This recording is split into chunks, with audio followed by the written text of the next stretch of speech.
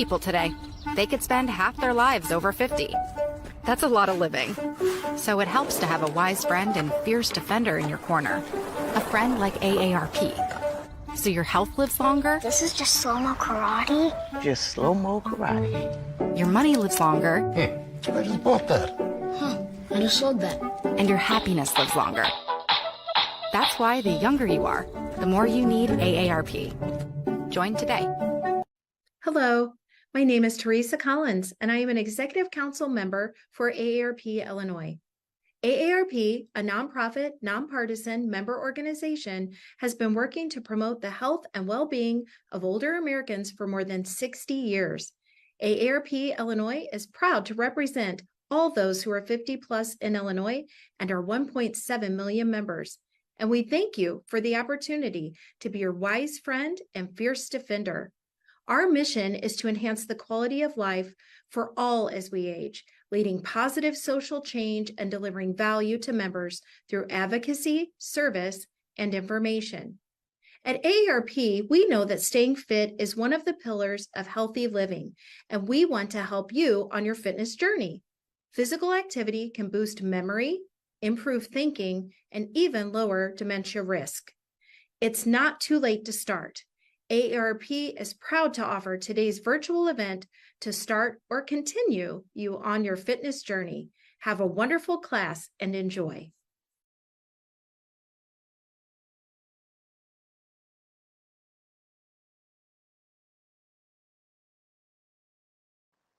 Hello and welcome to your mindfulness tools for caregivers. And it says for care, but it's care for caregivers. And what I want to do is make sure before we get started that you have a few props. Can you make sure that you have something similar to this little guy here? It's called a pinky ball. And if you don't have one, I don't want you to worry about it because I'm going to show you what you can do with it. And then you'll get your hands on one. They're very inexpensive, a few dollars. So this is one prop that you're going to use is a pinky ball. Then it's nice. I'd like to show you a little bit of just some things you can do with this strap. So you can have a scarf or a belt or a dish towel. That works fine.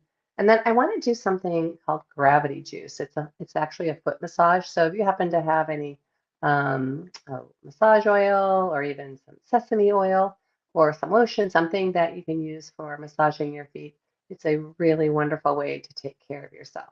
All right. Okay, so here's what's going to be happening today. The agenda for today is, and here's our slide.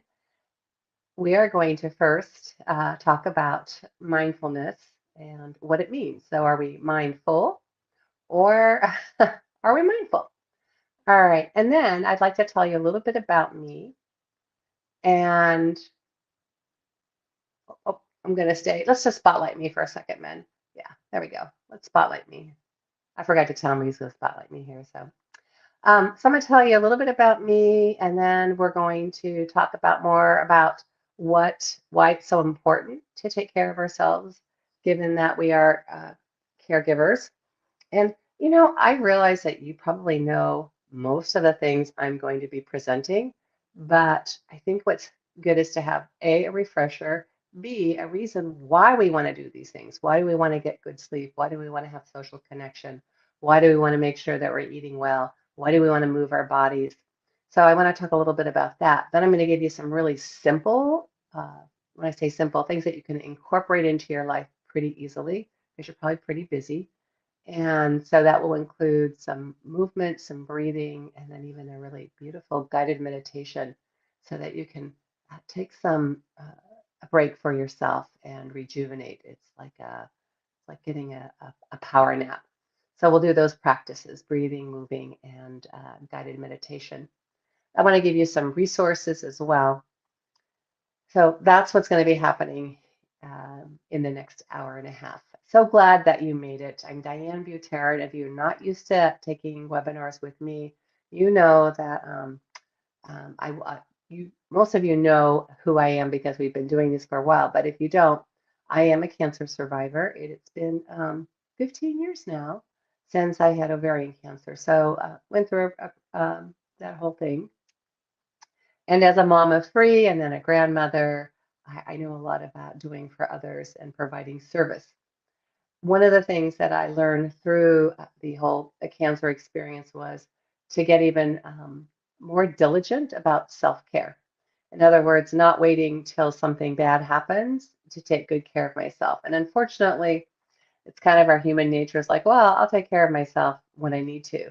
But the problem with that thinking is that if we take care of ourselves ahead of time, if we build our reserves, then when something happens, we've got this really big deposit that we've made over many years, and we can take that nice hefty withdrawal if we need to. So don't wait to have something serious happen in your life to start taking care of yourself. Now is the time. And any little thing you can do now is great. I know that my experience is vastly different from yours. And I don't want to assume that I know what you're going through or how much time you have in a day or what your caretaking responsibilities are or what your lifestyle's like or what other challenges you may be dealing with. And I want to make sure that I honor that.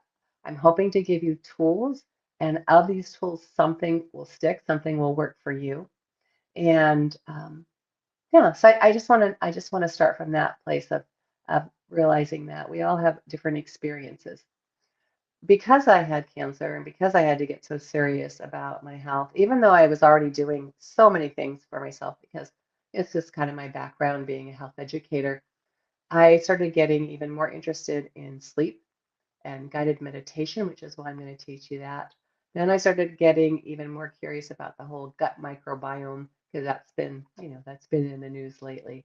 So I will be bringing in pieces of tools from those different areas as well. Okay. All right. So now we're going to go back to the slideshow and we're going to talk a little about mindfulness. It's a popular buzzword right now, mindfulness. Let's all be mindful. Let's use our mindfulness tools. I have a mindfulness practice. All right. So what does it mean? Well, it's moment by moment awareness of our thoughts, feelings, bodily sensations, and surrounding environment without judgment. We don't rehash the past. We don't spring forward into the future. We stay right where we are. And boy, is that a tough thing to do sometimes. By the way, I want to say you will be able to access this webinar as often as you like. So if you're concerned about taking notes, just relax and enjoy, and you'll be able to come back to it and find what you're looking for if there's something that in particular. So mindfulness, it can take lots of different forms, and we're going to talk a little bit about um, how we bring mindfulness into our lives because there really is some solid evidence, empirical data, meaning research that shows that when we have mindfulness in our lives, when we have meditation practices in our lives, when we move our bodies, we know that it's better for our bodies. We know it's better for our brains. We know it reduces stress. And those are all good things, right? Okay, so moving forward here.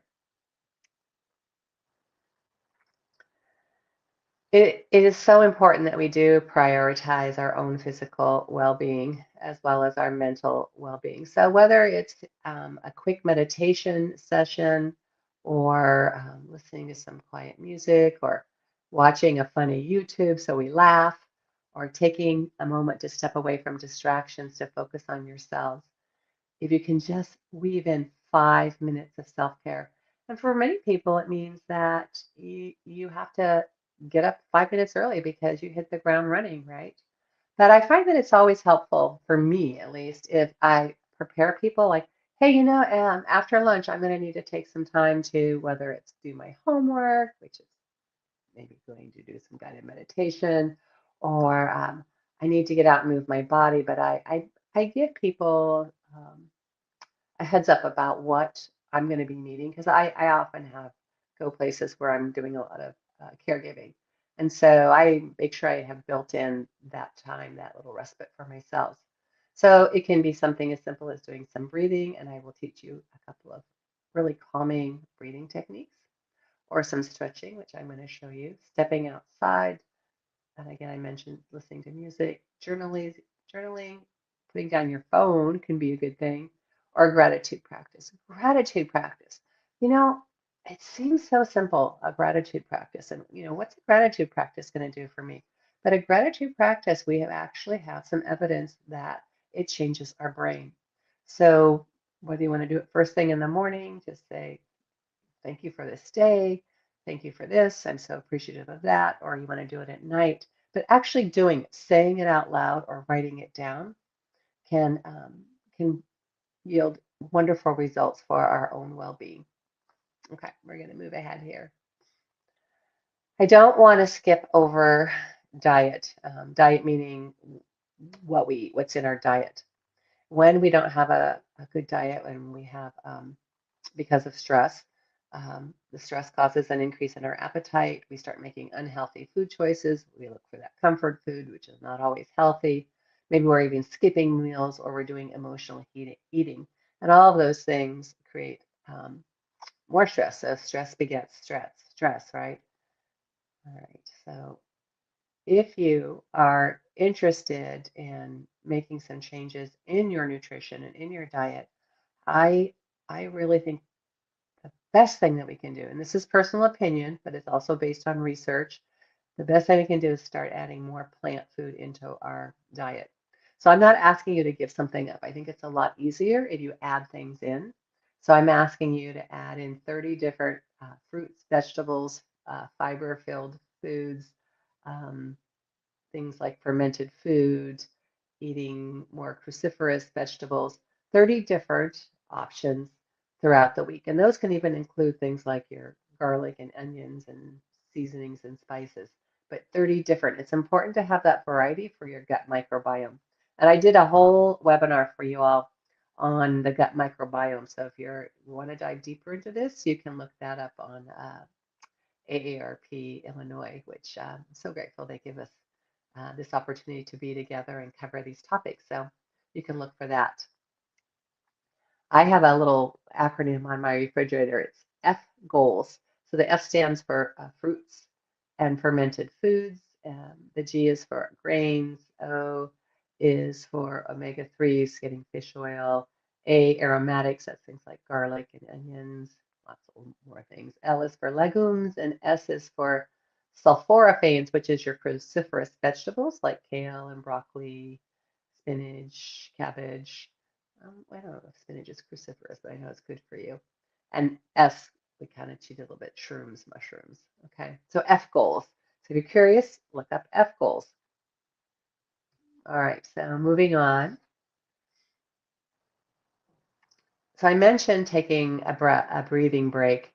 And once we start practicing these breathing techniques, and we just start to build them into our day every day, then we start to use them more readily. So the best one I can offer you is first, let's all sit up nice and tall. So that's a really good thing for us to do, is to open up the chest, sitting up nice and tall, press down into your sit bones and lengthen up through the crown of your head. And then Ben's going to spotlight me so that, so that I can connect with you a little bit more about this breathing. So first, I want you to know that breathing through your nose is the most beneficial way to breathe on a regular basis. Breathing through your nose creates more nitric oxide, which is good for us, good for our brain. So as much as you can, breathe through your nose. Close your mouth and breathe through your nose. And if you're having trouble with snoring, try putting a little piece of tape on your mouth at night and see if that works. It's very hard to breathe through, to snore if your mouth is closed. Also, elevating yourself on a wedge pillow is very helpful too.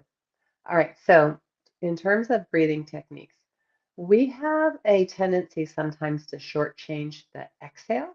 You inhale, you exhale, right? And often I find that people shortchange their exhale. They'll do a nice inhale, and exhale is meager. And what I'd like you to do is practice a longer exhale. So let's just sit nice and tall. You put your hands on your lap. And in order to get that big open chest and get the diaphragm really moving, I want you to think about inhaling into your upper back, directing the inhale into your upper back and using your nose, right? So let's breathe in through the nose and out through the nose. Take your time, just make it relaxing, nice and slow and easy, inhaling through the nose and exhaling through the nose. Do that a few more times. Then see if you can make the exhale last a little bit longer, just a little bit longer.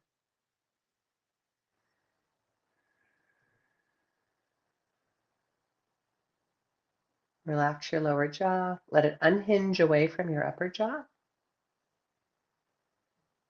Relax your facial features. There we go. All right. Can you aim for a 5-second inhale and a 5-second exhale? Just do your best. Inhaling, directing the inhale into your upper back and exhaling completely. 5 seconds for each one. If you're struggling or straining here, then I want you to change it, shorten it.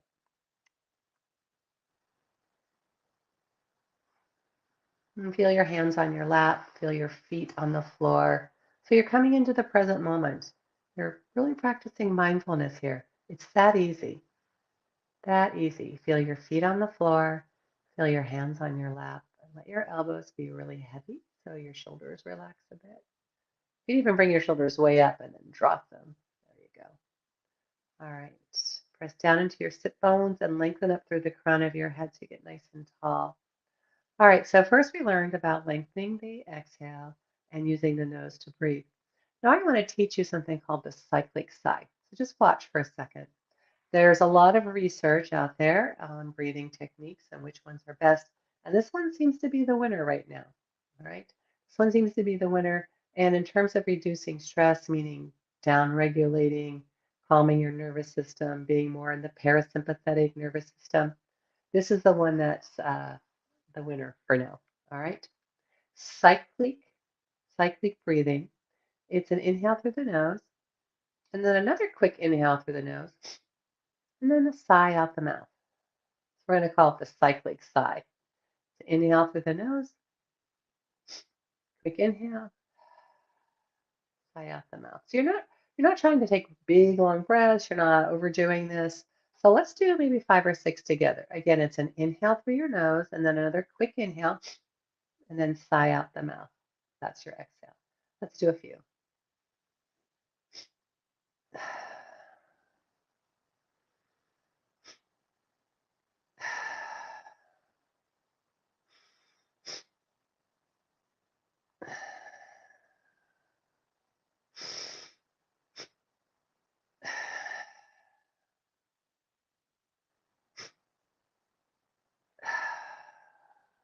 All right, cyclic sigh. So if we want to build this into a habit, we should anchor it or tie it, connect it to something else.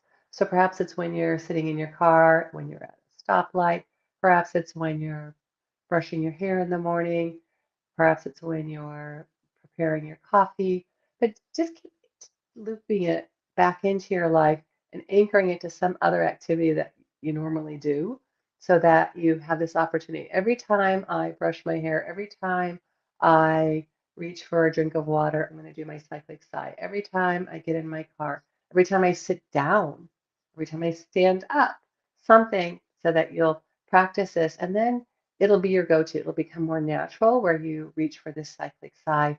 And the more you practice it, the greater the benefits. It builds. It's it's it has benefits now, but if you continue to do it every day, they multiply. All right. So that's your cyclic sigh. I want to teach you another breath. It's a counting breath, and you don't have to count the same amount that I count, but mine is a 4, 7, 8. It's an inhale 4, hold for 7, and exhale for 8. And if you want to shorten it, you can. So I'll show you what it looks like. Inhale, 1, 2, 3, 4, hold. I'll count 6, 5, 4, 3, 2, 1, and then exhale, 2, 3, 4, 5, 6, 7, 8. So let's do 2 rounds of that together, okay? Inhale 4, hold for 7, and exhale for 8. And since I talk, I skip one of the counts. All right, okay, here we go. Inhale through your nose, 2, 3, 4. Hold your breath, 6, 5, 4, 3, 2, 1.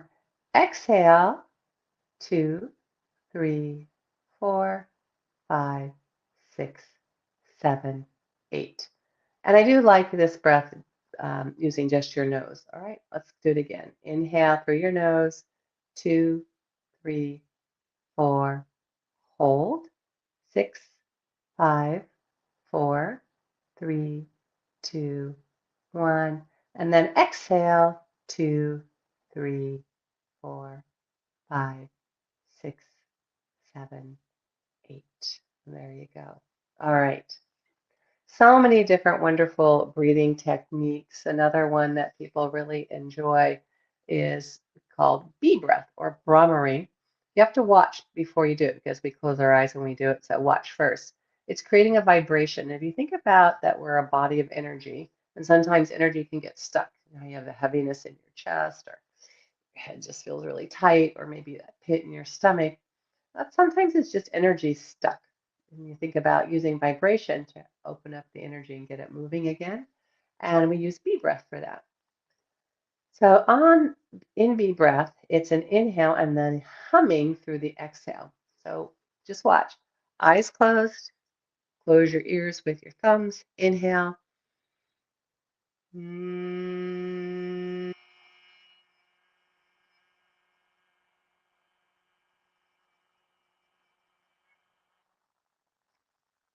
So we're going to do that, and we'll do 3 rounds just to get a practice. You can do it for 2 to 5 minutes. It's a wonderful breathing technique to do at bedtime to soothe the nervous system. It's really good for a wake up in the morning too to get those vocal cords. Uh, you can do that humming, getting that vibration on your lips, and try to use the air from your belly rather than the tension in your throat. Wonderful way to work with your voice. It's some voice therapy. All right. So we're going to do 5 rounds, and you can think about where you want to direct that vibration. Maybe if you're feeling a heartache or you're feeling, something in your belly, you can even match the pitch to the area you're sending that vibration. Okay. So cover your eyes, cover your ears. 3 rounds. Big inhale. Mm.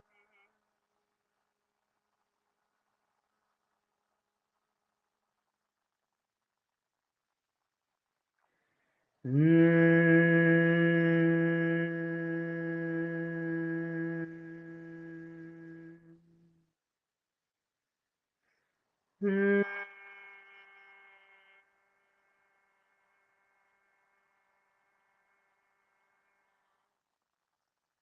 All right, so that's 3 rounds of bee breath, Brahmari. So again, breathing through your nose. Be sure that you don't shortchange your exhale, directing your breath into your upper back so that you open your chest. It's even good just to do some stretching before you start your breathing so that you can open up the muscles in the chest too. So you can reach back and grab your chair. You can use your strap. You can do some stretching, arms overhead. But we'll do some of that in a minute too so that you get to see what I'm talking about. So, all right, breathing through your nose, lengthening the exhale.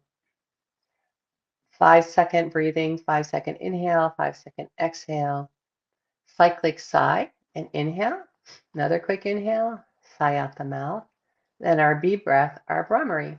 And then if you want a really quick one, do a little, this is a cleansing breath. Just do quick inhale through the nose. And then again.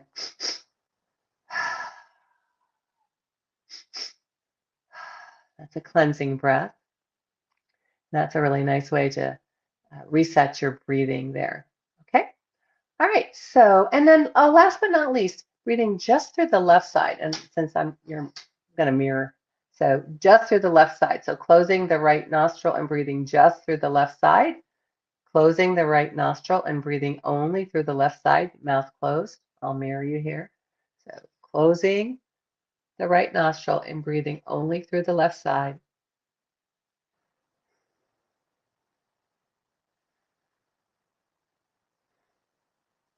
That stimulates the parasympathetic nervous system. You've got 2 parts to your autonomic nervous system, and the parasympathetic system is the rest and digest. So just left nostril only breathing. Okay. All right, so as I mentioned, we're going to do some moving, and I was hoping that you had a pinky ball and a strap. So pinky ball and strap. If you don't have this, maybe you've got a tennis ball. If you don't have that, just you can do some manual work. So instead of using the pinky ball, you'll just use your hand here, right? So we're gonna do hands and feet with the pinky ball. Taking care of your feet is just starting from the ground up, can just make the whole body feel good. So building some time in the day where you get to work with your pinky ball. You can also have a pinky ball when you're driving. It's really great for working with your grip strength. All right, so let's start with the pinky ball, and I'm going to stay right here because I want you to see a little closer what's happening here. But this pinky ball is, let's see, I think what I want to is to give a block so that you can see a little bit better. So I'm going to grab my block. All right, here's my block. This pinky ball, let's put the ball into your left hand, and give it a squeeze. Squeeze really hard. And when I turn, this is just so that you can see a little bit better what I'm doing. You don't need to turn but you can also support your elbow, but you don't need to be turning. So squeeze really, really hard. Squeeze. Oh, they make those jar lids so tight. Squeeze even harder, even harder. All right, and then open. Again, if you don't have a pinky ball, you can massage your hand instead. Press your thumb into the ball really hard, open. Index finger, open. Middle finger, press really hard, open. Ring finger, open. And pinky. There you go. Slide the ball over so it's between your index finger and your thumb. Slide the ball over so it's between your index finger and your middle finger. I know I'm going fast. You can practice this slower later. Practice getting that ball over between the middle finger and the ring finger. And then ring finger and pinky. I have long fingers, so I have a little bit of an advantage, but I'm also experiencing some problems with my fingers and some problems with tendons. So it's really important for me to do this. Squeeze the ball really hard again, then put the ball into your other hand, and I want you to roll the ball around on the top of your hand. We're working with fascia here. That's connective tissue. Just real gently working with that. And if you've got an area that you feel like, oh, I know it's really tight in there, just gently rolling. There you go. And then give the ball one more squeeze, working on that grip string. Beautiful. We're going to switch to the other side. So if you did the right side, do the left, or vice versa. Squeeze hard. Squeeze even harder. And again, if you don't have that pinky ball, make shift with something else, or I want you to just use your other hand to do a lot of massaging of your fingers. Okay, so important to do that. All right, and squeezing. Then open and press your thumb into the ball. Again, I'm just moving around so you guys can see what I'm doing. You have your palm towards the ceiling. And then index finger, open. Middle finger, open really wide. Ring finger, press hard, open. This pinky finger does not want to open. And then push really hard. Excellent. And slide the ball over so it's between your index finger and your middle finger. And then you're sliding it over, middle finger and index, and sliding it over. It's creating more space. And then that was ring finger middle, and now ring finger pinky. Switch. You're going to massage the top of your hand. Nice and easy. So it's just little ways to take care of yourself. If you're sitting, if you're doing a lot of sitting and you want something to do, you can use your pinky ball. Right. And by the way, 2 of these placed on either side of your spine, leaning into the wall, is a wonderful massage. I'll show you that in a minute. So you definitely want to have more than one. All right, so that's your pinky ball. And you're going to keep it with you because we're going to do the feet in just a minute. But bring your strap. I'm going to scoot back so you can see me a little bit better here. And I'm going to do a lot of things from the chair, but a lot of this can also be done standing up. But just in case you do a lot of sitting, you can be in your chair. Have your pinky ball and your strap here. All right, so You might want to pay attention to where the time on the timestamp on your recording because if you just want to do, say, a warm up, then you can find it real quickly. Okay. All right. So first we're going to bring the shoulders up and down and up and down and up and down. And then clasp your hands, push your palms towards me. Inhale into your upper back and bring your arms overhead. Press down into your sit bones. Press your palms up towards the ceiling. There you go. Press your palms towards the ceiling and then put your thumbs together and pull them towards the wall behind you. Palms to the ceiling, thumbs to the wall behind you. Take hold of one wrist. Let's do left wrist. Lift up. Push down into that left sit bone and it's just a little side bend. Come back. Hold on to the other one. Press down and lean over and stretch. It's so important that we move all of our joints. So important. Then bring your hands to your shoulders and do some elbows. Taking care of ourselves. A lot of times our caregiving is very physical. Go both ways. There you go. All right, you're going to take that strap and put it out in front of you and put a little tension there. Get a little snap, not too much, and bring it up overhead and back to shoulder height. Working on your shoulder, your rotator cuff. Keep the tension, bring it up and over. And one more time, bring it up. Open wide and just drop it behind your head a little bit. Doesn't have to go very far. Opening up the chest, it's good for our breathing. It's good for our posture. There you go. Bring it back and twist to the left. When you twist, twist from your upper back, not from your low back. Twist the other direction. And back to center. All right. We're going to move into the pinky ball for the feet. So if you want to stay seated, you can, or you can come to standing. Maybe you want to have a chair nearby to hold on to or be closer to the wall.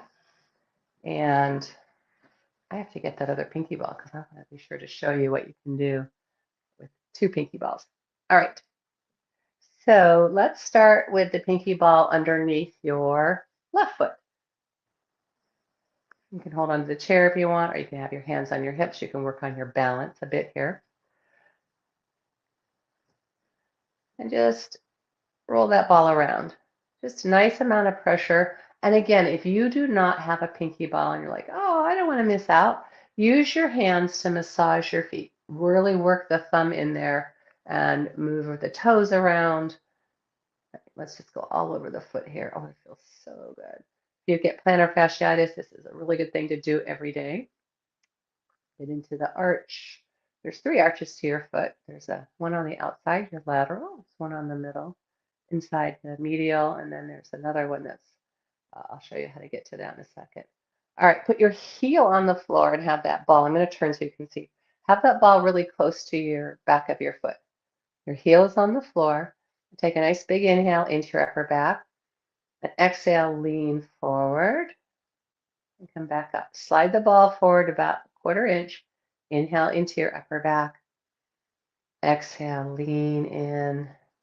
Now bring that ball so it's underneath the ball of your foot so that you can roll your toes down. That's your transverse arch. And that often is a good area to stretch. Toes down, toes up, toes down, toes up. All right. And bring the ball back to your heel again, heel on the floor, and wave your foot like you're saying hi with your foot. Wave it back and forth and let that ball travel up. So now it's going across your foot. Okay. You see that? All right. And now let's look for a cranky area, a really cranky area on the foot, and hang out there. You can do a little bit of twisting and pulsing and find another cranky area. I have plenty of those. I don't wear orthotics anymore, you guys, because I use the pinky ball and I do a lot of other things to take good care of my feet. So find cranky areas, twist, pulse. I don't want to stop, but we will. All right, stand off and notice the difference between the foot you just did and the other foot. Notice any difference? All right, we better do the other side. So maybe you move your chair around, maybe you turn the other direction. Let's go to the other foot, whichever side you haven't done. And again, if you want to work on balance, press into your standing foot, hands on your hips, or hold on to the chair. And you can do this seated. My pinky balls are pretty flat. They've seen a lot of wear. All right, just roll it all over the place. Put your heel down. I'm turning so you can see. Ball towards the back of your foot. Inhale into your upper back. And exhale, lean in. The focused breath. Slide the ball forward. Inhale. We're incorporating some breathing here. Through the nose. Exhale. Slide the ball forward. It's under the ball of your foot. Curl your toes down. Big stretch. Curl your toes up. Let's do that again. There you go. Slide the ball back and wave your foot so the ball can travel up your foot. So very different sensation going across the foot. Do it again. And then explore. See if you can find a cranky spot and hang out there where you pulse your foot, twist the foot, put a little extra pressure there. If you barely move the ball or barely move the foot, the next cranky spot is usually very close by. All right, so again, pulsing, twisting, and then one more time all the way around. Okay, and that is your pinky ball. I don't want to forget to show you this because most likely you'll order more than one. You take 2 pinky balls, put them on either side of your spine as high up as you can get there. Bend your knees a little bit, as high as you can get on either side of your spine. It gets in my way on this. And then, ooh, you get yourself a massage. So try to get that balls up pretty high because I feel like this is the area you want up on your thoracic spine, closer to your shoulders, on your trapezius muscles. Tends to get a little tight there. So that can feel really nice. Who says you can't get a self-massage? All right. Okay, so that's how you can do the pinky ball for both. Again, putting your joints through a functional range of motion every day, given the stresses and strains of caregiving, it's just imperative that we take good care of our bodies. I want to show you a really simple warm-up. It takes 5 minutes if you want to do the pinky ball for your warm-up, but I want to show you something else that is just lovely for a warm-up, okay? All right, so first I want to work on posture. So stand with your feet hip distance apart, meaning underneath your hip sockets. Press down into your feet. Let your tailbone relax. Don't tuck it under. Just let it drop down. There you go. And then bring your shoulders up to your ears and drop them. And up to your ears and drop. That's wonderful. All right, open your feet and just do a little turn to the side. And you can notice I'm picking up my foot as I turn. And then look at my arms. I'm going to let them start to swing around. And the back of my hand, I'm going to turn so you can see, the back of my hand is hitting the kidney area. It's a great way to wake up the chi, the energy in your body. So this is from Qigong here. And then if you want, you can pat your chest with the other hand. So you're knocking on the door of life, waking up the energy here. All right. And then do some tapping. Waking up proprioception, waking up the nervous system, tap all over. So good. This is your self-care. 5 minutes self-care tapping. Let's make sure that we tap the head. I don't know why I like that so much that I do. Tap the face all over your throat, down your chest, around your belly. There you go. Tapping the sides of your legs, up the front, down the back, and up the insides. There you go. Shake your arm, shake another arm, shake a leg, shake the other leg, do a little bit of bouncing. And you're standing to feel a little wider. We're going to swim diagonally across, reaching, doing this big crawl. It goes into the back, working with the spine and reaching. Keep going. There you go. All right, hands on your hips. Bring your feet back together. You're going to bring your left foot, bring the whole side, left pelvis, left foot in front, and make a T with the arch of your foot and your toes. See, you can do it without looking down. and then go back and make an upside down T. Look across the room, bring the whole side around, bring that pelvis around, that hip around, T, and then back. One more time, bring it around, again some balance here, and back. Let's do the other side. Anchor into the left foot and bring the right foot around. Oh, it's much tighter on this side. And back, and bring it around. See if you can do it without looking down. Your arch touches your toes, and around. You can feel some tightness there, and back. So a little movement here, hands on your hips, a little tiny bend in your knees. Bring your sitting bones forward. Sitting bones are the bony part of your pelvis that touch the chair. Bring your sit bones forward and back, and forward and back. Just a little movement. See if you can make it nice and easy. Flowing sit bones forward, sit bones back, sit bones forward, sit bones back. Remember, we're trying to move all the joints here, so pelvis has joints too. We're going to add the arms here. Bring the sit bones forward and bring your arms forward. Touch the backs of your hands together. Sit bones back, arms open. Just do it a few more times. Back and forth. There you go. Just moving the pelvis. Lovely. All right. And then come back up to standing. Back to posture. Press your feet into the floor. Lift up through the crown of your head. You can rock your weight around a little bit and find that center. All right, this time bring your shoulders up just 2 inches. Just 2 inches. Shoulders back 2 inches and shoulder blades down your back 2 inches. That's all I want you to do. Let that tailbone relax. Let's do it again. Shoulders up 2 inches, back 2 inches, shoulder blades down your back 2 inches.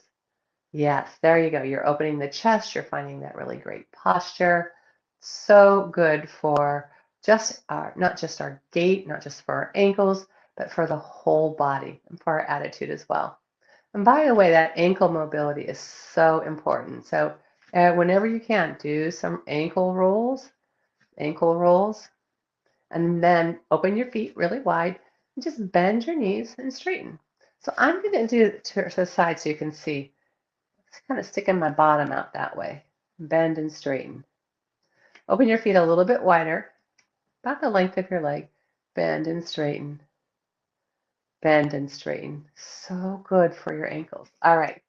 And step back together. Okay. We're going to move into a little bit more conversation. I want to teach you this gravity juice for your feet. Taking care of your feet is so important. I've noticed that as we get older, foot care starts to, there you go, thanks, Ben. Foot care is needed even more. So if you can't go somewhere and have someone take care of your feet, then we have some tools here that we can do it for ourselves. I'm going to show you how to do something called gravity juice. And I call it gravity juice because our feet are what touch the ground. It's how we align with gravity, right? And we want to align with that vital force. So a daily foot massage is so wonderful for us. It can help you with stimulating blood flow. It can help with lymphatic drainage. It can be a really positive thing in so many different aspects. It can help having those strong feet just has this effect all the way up the body. All right, so to do gravity juice, I have a little bit of massage oil and I also have a towel here because it could get a little messy here. All right, so Ben's going to spotlight me in a second, but I just want you to know, doing this massage, it's so good for your circulation and even ease pain. All right, so you want to get a jump on avoiding things like blisters and toenail problems, so because you're going to get a chance to check out your own feet. So, all right, I'm going to scoot back a little bit so you can see my foot here. And again, even in just a little sesame oil, plain old sesame oil can be really nice for foot massage. And again, if you have a towel, that'll probably be really handy to have too, so that you're not going to get too messy. Okay. So first, you're going to get a little bit of oil in your hand. There we go. A little bit of oil here. And you're going to start massaging your foot. And use your thumbs. Use your thumbs and press your thumbs into the arch of your foot. There you go. And just really work into the arch and at the center, do the heel. Yeah, you may need more or less. I'm finding that I don't have enough here. All right. And then you want to go up to your toes and massage each toe really well, each toe one by one. And we're not doing the foot massage to the same time frame I would normally do it. I would really take time doing this, probably do a 10-minute on each foot. All right, but we're not going to do that today. Then do a little crisscross with your toes. We call it a toesy toe. You know, dosey do? Here's toesy toe. It's a silly joke. All right, and go down the line, crossing the toes. You want to have that good flexibility all the way down and all the way down. And again, massaging the toes, really working those toes, the balls of the foot. Good. The heel. By the way, if you get plantar fasciitis, using a tool, something kind of like this or anything, and doing some scraping where you just push and you're working with the fascia can be a lifesaver. All right, just want to show you. It's called gua sha, Guasha. Do a little, slip that in there. And you don't have to have a fancy tool to do this.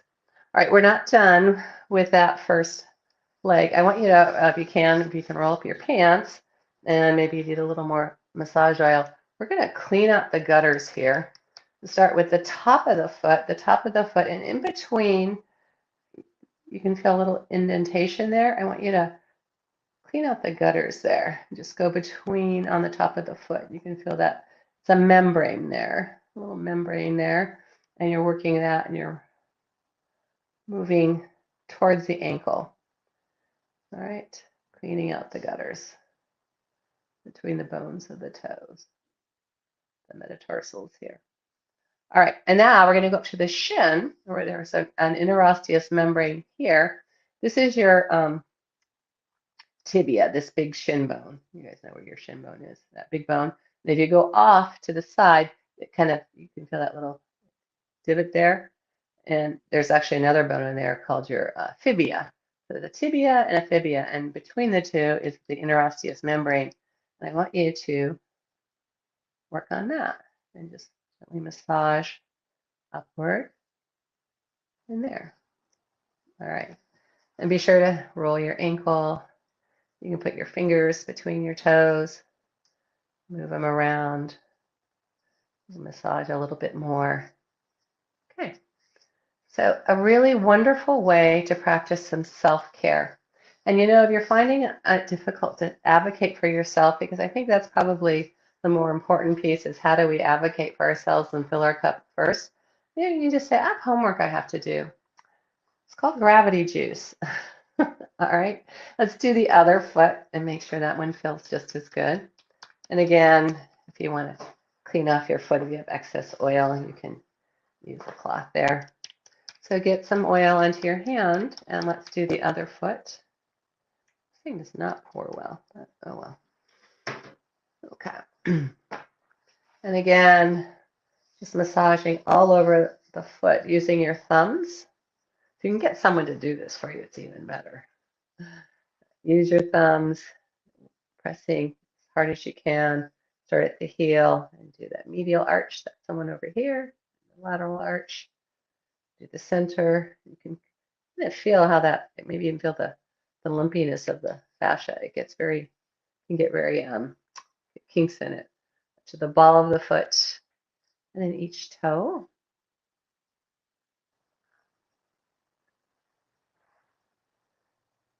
Maybe you have a chair in front of you to put your foot up there. And this can be a little awkward. Really getting in between the toes. And then that little crisscross down the line, each toe, getting that flexibility. And again, it gives you time to look at your feet and say, you know, what needs to be taken care of. We want to take good care of our feet. You can put your fingers in there, move the toes back and forth. And then, as we did on the other foot, we're going to clean up the gutters, those membranes that are between the bones of the toe. So up here between bones, and I want you to go this way. The way your lymph goes, your lymph flows up this way. Just rub your fingers in there and clean up the gutters.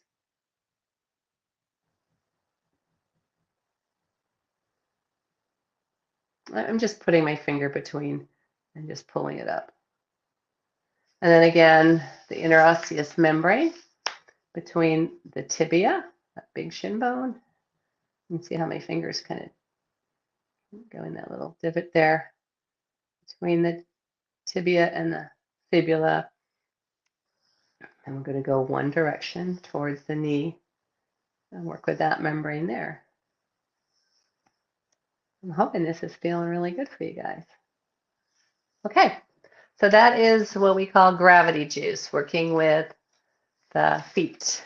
And again, if you want to wipe off a little bit so that you're not so oily. Okay, in just a minute, we're going to practice a guided meditation. This is a lovely treat. And normally, I think I like to do it for 20 minutes. I think we'll just do 10 minutes today. So it's a 10-minute power nap. If you fall asleep, then you don't make it back to the webinar. You can watch the rest later because you might fall asleep. But for some of us, falling asleep isn't as easy as we would like it to be. So I'm going to show you a restorative pose, something you can do in the evening or even before you take a nap. And by the way, try not to nap after 2 o'clock if you do take naps. It really interferes with our sleep. You're going to nap very early and try to make it no more than 30 minutes. Okay, so I'm going to show you a yoga pose. It's a restorative pose that is really calming for the nervous system. And you remember I mentioned to you about having 2 parts to your autonomic nervous system, the sympathetic and the parasympathetic. So the parasympathetic is what helps you rest and digest. So I'm going to show you a pose that helps trigger the parasympathetic nervous system. It's all about getting your heart higher than your head, all right? And you'll see in a minute. Now, you don't have to put your legs up the wall. You can put the backs of your legs on a chair, but it's good to have a cushion, a blanket, or a pillow so that you can lift your hips up to get your heart higher than your head. So just watch. Again, you could use the chair if you wanted, but I'm going to do it against the wall because I really like the way that feels.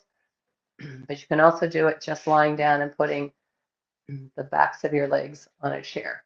Okay. All right. So I've got my little, I call it my little mini bolster, And it's a rolled blanket here. And it's about 10 inches, 8 inches high. It's pretty high so that I can lift my hips. Then you're going to get yourself really close to the wall, almost like you're going to sit on the wall. Yeah, like you're going to sit on the wall. And you notice all the mat is behind me. So I'm going to sit on the wall and then I'm going to roll onto my back. Now I happen to make it onto my mat and then do a little inchworm to get yourself closer so your hips are right up against that baseboard. I was just showing you a really easier way to get to that baseboard. Put your feet onto the wall. I'm going to give you a minute to do this. You just watch, okay? Because it's really too hard to watch this and do it at the same time. You're going to hurt your neck, okay? So just watch for a second, then I'll give you some time to get into it, and I'll guide you. So feet on the wall, so I can press my feet into the wall and lift my hips up high enough. I need my feet a little higher to get this blanket underneath my hips. So you can also be doing this with the backs of your legs on the wall. Now I can put my legs up. Heart is now higher than the head. Okay, so go ahead. I'm going to let you get into that position or not. You don't have to. I just wanted to show you a restorative pose. You're going to get as close to the wall as you can. Then your legs are on the wall, knees bent, so you can push your feet into the wall to lift your hips up and put that blanket underneath there. If that isn't working for you, it's like, oh, you're starting to feel uncomfortable, don't do it. You just come over to the chair, lie on your back, and put your backs of your calves onto the chair, right? And if you can get that little cushion under your hips, that'd be great. So once you're there, go ahead and close your eyes. Your palms open to the ceiling, so your chest is open. Just take your time here and just allowing your nervous system to relax. This is also nice for lymphatic drainage. The lymph system. It carries impurities out of your body. So when you have your legs up like this, that works with drawing the lymph down towards a drain that's in your groin. So this is a good lymphatic drain pose as well.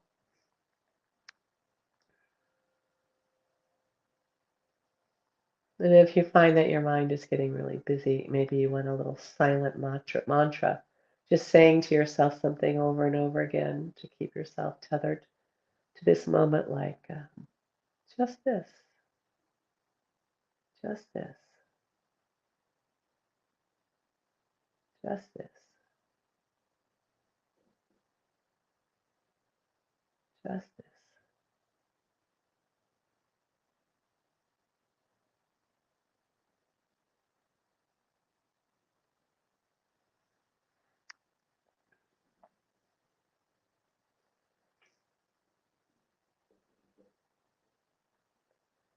All right, and when you're ready, of course, you could always do this much longer at another time. You'll bend your knees, lift your hips, slide that blanket out, roll over to your side, and we're going to do the guided meditation now. That's the power nap that I was talking to you about. I'm going to be talking you through this. You don't have to do anything except rest. What you want to do is find a comfortable place to lie down. It could be your bed, it could be a couch, it could be a recliner. But best if you can be reclining or even lying flat on your back would be even better. And make sure you're really comfortable. So maybe you want to get a blanket because you're not going to be moving. You might get a little cooler. You want to make sure you're not going to be disturbed. So maybe you need to silence your phone or move your kitty to another room so that you can just have this 10 minutes of rest for yourself.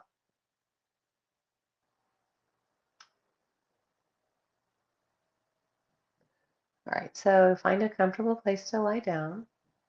I'm just going to guide you through this. I call it non-sleep deep rest. You're not going to sleep, but you're going to have a deep rest because you're going to relax your body so much that your mind can relax as well. Okay? So wherever you are, hope you're lying down, get all your little wigglies out. All right, so there's nothing to do now, but pay attention to my voice and to let go. Let's start with 3 deep cleansing breaths.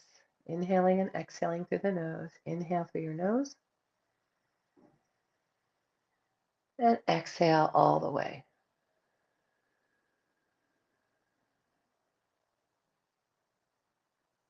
Big inhale.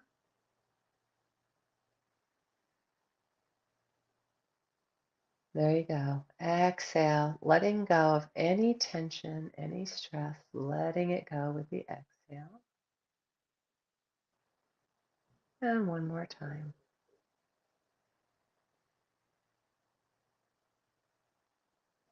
And letting it go. Begin now to let go. Nothing to do here, but relax and rest. Each exhale helps you let go a little bit more. Just notice your breath. Notice how it moves your chest, moves your belly. And let the exhale help you let go.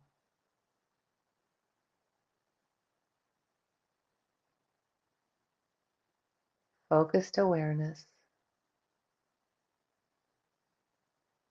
each breath, you feel yourself relaxing a little bit more.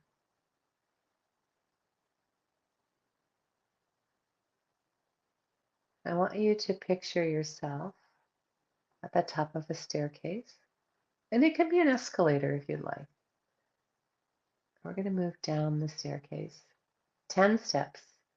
Each time we take a step, we go a little bit more into this deep state of relaxation, a little deeper, letting go of tension. Take a step down, 9, 8, letting go, more and more relaxed, 7, feeling that sense of total ease, 6, 5, so relaxed, 4, 3, 2, completely relaxed, 1, there you go. So relaxed and at ease. Now we'll start to move awareness around your body. You don't have to do anything. You're just going to see in your mind's eye or see and feel the body part that I name. Bring your awareness to your right leg. See and feel your right leg. From your hip to your knee, from your knee to your ankle, the entire right leg. Feel it and see it. And your right foot. Feel your right foot. Feel all the toes. Start with your pinky toe, and your fourth toe, and third toe, and second toe, and big toe. Move over to your left leg. See it and feel it. Feel your whole left leg from your hip to your knee, and from your knee to your ankle. The whole left leg. Feel it. And your left foot, and your pinky toe, and fourth toe, and third toe, and second, and big toe. Your whole left foot. And bring your whole right arm, pinky finger, your ring finger, your middle finger, your index finger, and your thumb. Feel your left arm, your whole left arm. See it and feel it. Left hand,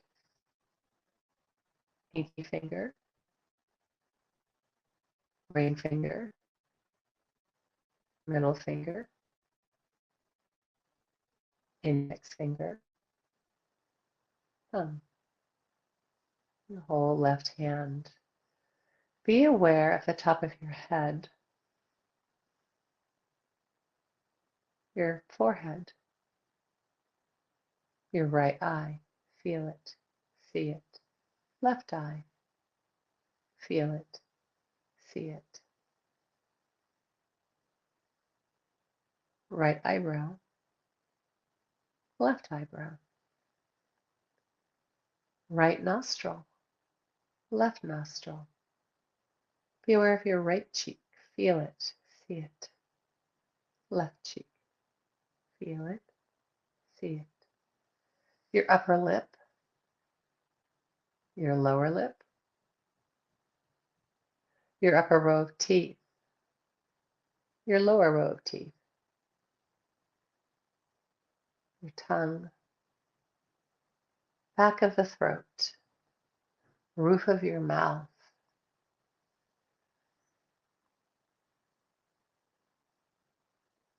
tip of your tongue, your chin, your whole face. the back of your head, back of your neck, front of your throat, right side ribs, left side ribs, your belly button, right collarbone, left collarbone, right hip, left hip. Be aware of your whole front body, your whole back body, your whole body resting. Feel your whole body resting. With your eyes closed, using the power of imagery, of visualization, I want you to picture a door. See the door, see the doorknob. This door leads to your sanctuary, the place where you feel the most at ease, the most peaceful, the most rejuvenated, the most relaxed. This is your place, your sanctuary. So open the door, step in, and close the door behind you. This is your room. So whatever you want to put it in the room, you can. Any objects. Let's keep it just with objects. All right. You're alone here. Look at the size of the room, the size and the shape. It's your room, so you get to create it. It could have windows or not. It could be open air. It could be facing the ocean or the mountains, the forest, other homes. This is your sanctuary. So start to create your room, the place where you feel the happiest, the most at ease. So first, create the ambiance of the room, the temperature, the airflow, the lighting.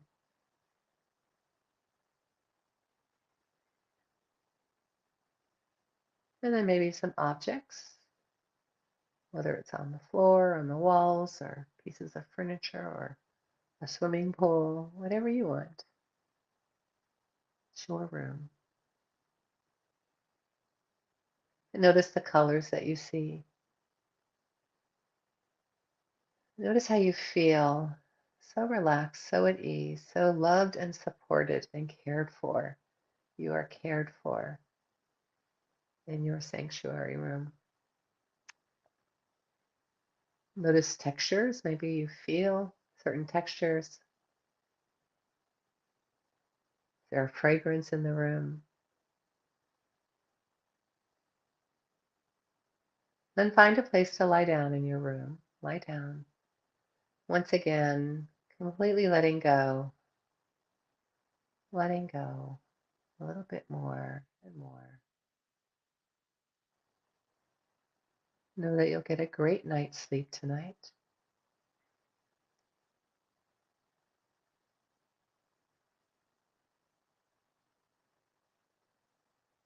See a screen with your eyes closed, a screen, blank screen in front of your face. It's a dark screen. Just watch the screen like you're looking at a movie theater screen. Just watch the screen. And maybe you see colors or images or patterns or whatever. Just watch. You don't have to make anything happen. Just watch the screen. And then you're going to see the number 10 travel across the screen. 10 traveling across the screen. And then the number 9, left to right. The number 9 as you become even more relaxed. The most relaxed you've been in a long time. Letting go. 8 moves across the screen, left to right. 7, 6, so relaxed. 5, at peace. 4, 3, letting go. 2, and 1, just rest. Take a few minutes to rest here.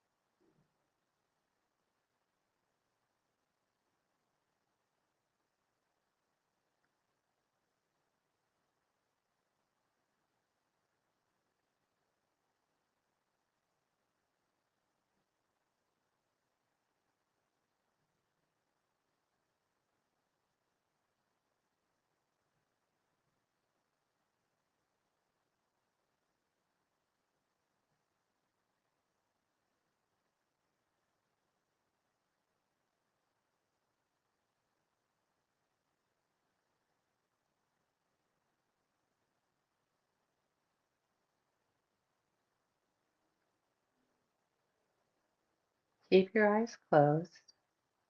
Know that tonight you'll get a great night's sleep. Know that you can always come back to your sanctuary just by taking 3 slow, long breaths, picturing your sanctuary room, recreating this feeling. In just a moment, we're going to come back to complete awareness. See the room that you're in,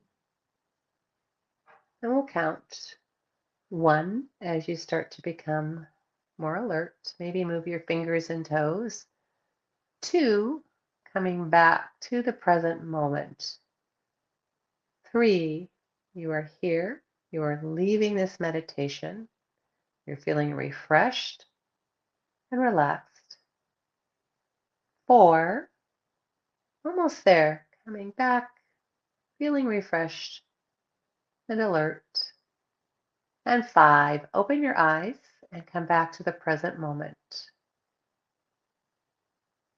All right, you did great.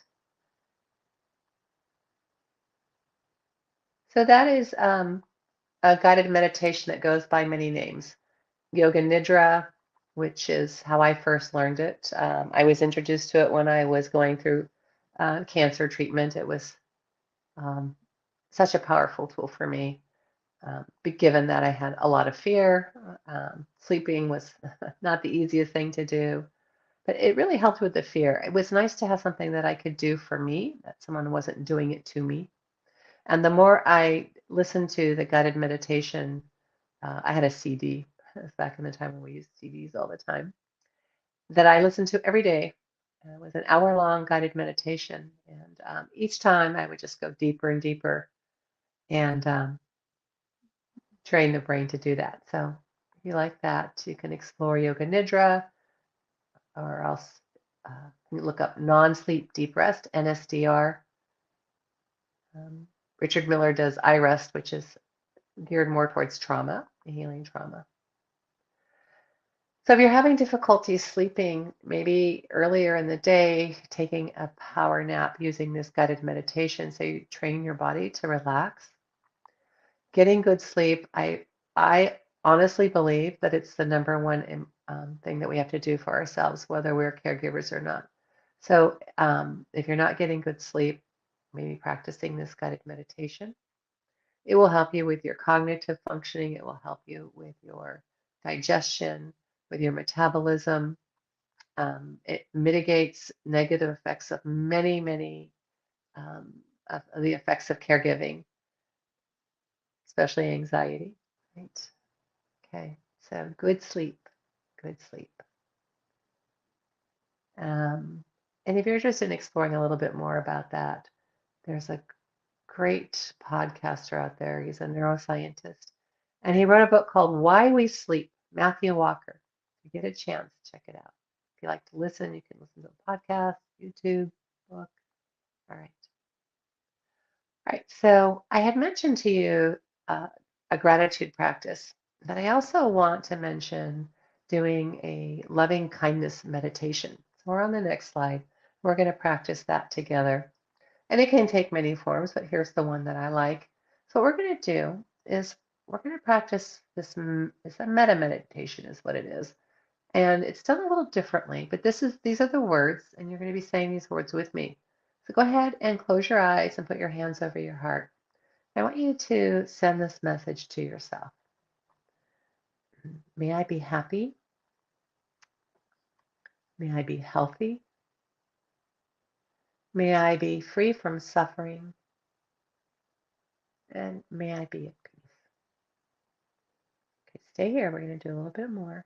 I want you to picture someone that you love, someone that you love, you care for deeply. See their face. Imagine holding their face in your hands. But see that person, look into their eyes, and say, may you be happy. May you be healthy. May you be free from suffering. May you be at peace. All right. Now I want you to see someone with whom you may not have the best relationship. Perhaps it's someone that you have tension, or maybe someone that you dislike, actively dislike, seriously dislike. All right? I want you to see that person, see their face,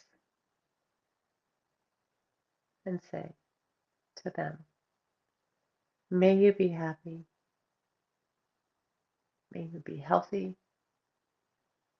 may you be free from suffering, may you be at peace.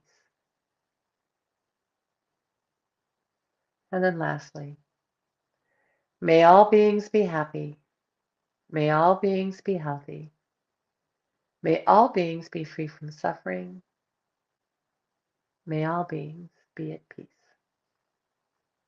All right. That's called a loving kindness meditation, and it's done in many different formats. So if you want to look that up, you can maybe find one you like even better. All right. So we're moving on to a discussion about habit. So I started off this conversation saying most of you probably already know the importance of self-care and know what the toolkit is for self-care, getting good sleep, eating well, moving your body, having some social time, using breath. Um, so I'm hoping that I've given you some tools that will help you access those different strategies easily. But I find that there is a preliminary step before that, and that is making self-care a habit. And so I'm calling it the mindfulness habit, but maybe you want to call it the self-care habit. So how do we cultivate that self-care habit where we fill our cup first? There is a wonderful book called Atomic Habits, but there are lots of other books on the toolbox of creating habit. And basically, they all say the same thing. It's really not a matter of self-discipline. It's a function of setting up our environment, setting up our systems so we succeed. So, for instance, if well, let's say that we wanted to change our relationship with sugar and we wanted to eat less sugar. Well, you probably want to get all the cookies and sweets and candies out of the house, right? Set yourself up to succeed. It's just a matter of being honest with ourselves, I think. So I can't bring certain things into my house because I just doesn't work for me. Salty, crunchy things are my weakness. All right. So when it comes to cultivating a habit, rather than saying, well, I'm going to go on this strict diet, or I'm going to, not do, I'm going to walk for an hour every day. Let's start small. That's the atomic part, small but powerful. Start with just a few minutes. So maybe it's getting up 5 minutes earlier and doing that standing warm up. Maybe it's getting up 5 minutes earlier and writing in a gratitude journal. Maybe it's taking a break after you eat lunch. Just maybe you have to go lock yourself in the bathroom, or you do some breathing. 5 minutes, just 5 minutes each day. And then use daily activities as an opportunity. So if you have to drive somewhere, park farther away so that you get to move your body, right?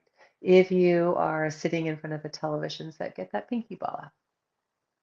That can help be a trigger for you too. So putting it in your calendar, this is your time to take your breathing break, or to use your pinky ball, or to call a friend. Setting reminders is a wonderful way to make yourself a priority. I think that it is a wonderful thing to take care of someone else. It's a loving gesture, but in order to do our best as caregivers, we have to take care of ourselves first. And I'm not saying it's easy, but I'm hopefully that some of these tools, some of these strategies, some of these suggestions will make it a little easier for you. Please be kind to yourself. All right. Then let's see. Next, fill your cup first with good sleep, good food, good movements, good thoughts. Allow the world to benefit from the overflow when you fill your own cup first. I have some resources for you. You could take a screenshot of this if you want it right away. There's a really good podcast out there called The Happy Healthy Caregiver. Or on that next slide for resources. And then if you want to take a mindfulness course for free, there's one that costs quite a bit of money, mindfulness-based stress reduction with it's that's the original, but this one is very good and it's free and it's really a hearty course. You might want to do that one. And then a few other resources for you for caregiving. And then I included the Libby app because some people don't know that you can get books for free with your library card and you can get your audiobooks. All right. Just have to have a library card. Laughter, whatever you can do to find some laughter, find a good comedian that you like. There's podcasts, YouTube, movies, the radio, shows. All right. And then last but not least, there's my email because I realize that maybe some of the things I said might, there might be some follow-up questions. And since this is pre-recorded, we don't really get to interact. You are so welcome to email me if you have any questions. I'd love to hear from you. Ben, you're going to spotlight me here. There we go. All right. So, hey, Ben, can you spotlight me? So I can say hi to everybody. There you go. All right. Thank you. If you still have some questions, if you want to reach out, if you have something that you want to share, I'd love to hear from you. I really would. Until then, please fill your cup first and be well. Thank you so much for being here.